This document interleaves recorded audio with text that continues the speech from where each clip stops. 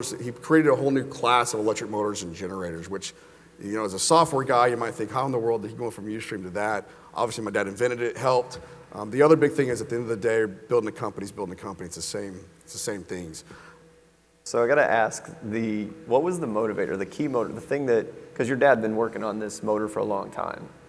What was the thing that hooked you in? Was it like, hey, well, I don't have to do this USTREAM thing anymore. I've got time. I just want to tinker around with my dad. Or was it that, or did you just, what sold you on this, on this mission here? You want the honest answer? My dad had a heart attack, almost died. So in October of this year, so I owned the company, and I was putting money towards it, and I had other people running it. And October of last year, my dad had a massive heart attack, and he should be dead, frankly. He got him to the hospital, and they said, no, we don't really think you're having a heart attack. You just kind of had chest pain.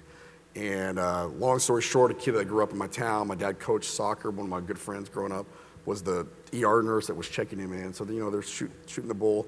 And as the ER doctor came in to talk to him, he had a massive heart attack, went unconscious right in front of him, right with my mom sitting beside him, just waiting in the waiting room. They shocked him 20 times, worked on him for an hour, and by the grace of God, somehow it saved him. He's fine now, or seems fine. But that moment sort of made me reflect a little bit about what my purpose was. I think, when it's sort of like winning the lotto, not that it wasn't through a lot of hard work, but when you have a lot of money dropped into your lap, there was an element of, I won't say I was lost, but I was like reevaluating my life and, just what was important to me. And so, that was a pretty clear sign that I need to do something. And so at that point, I decided to take over the company, become CEO, raise a bunch of money, scale the team. We'll probably do 1 million motors next year. Not just motors, they're smart motors, so they're highly intelligent with a really advanced software layer. I think it's a noble. It's obviously a big market opportunity, and it's a big idea. And if I can pull it off, I think it's one that I'd be very proud of, and make my dad proud as well. That's awesome. Hey, thanks for being honest and transparent and share that story with us. Appreciate that. That's awesome. Okay, so we'll go ahead and wrap it up. And if you could just leave all the entrepreneurs out there with one piece of sage advice, what would that be?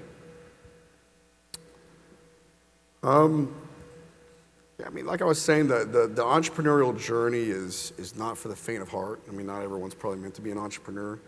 But if you decide to do it, intestinal fortitude, that willingness to not quit is a key trait I've seen consistently across entrepreneurs. And just remember, when you're an entrepreneur and you got a business partner, which is I think really important if you can find the right person. And for those who don't, it's lonely at the top, even for probably for you. And being lonely at the top means there's certain things you can't tell everybody. There's no one understands that experience except for other entrepreneurs. It's a very real thing. And the mind game, your own mind can play games on you. Get self-doubt, and you just have to grind and just throw yourself out there and overcome it. It is a tough thing, and go in eyes wide open that things will be bad at times, things will screw up at times. You should tell your family. This is like not one thing, by the way. This is like a lot of things I'm rambling, but it is a process, and the process inevitably requires failure and bad moments.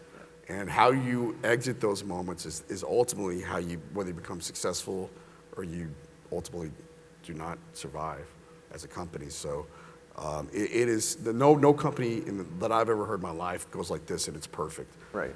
Facebook fired their COO early days for doing drugs, and people don't actually remember that. So every company goes through some very tumultuous times, and it's the response to that I think is very key.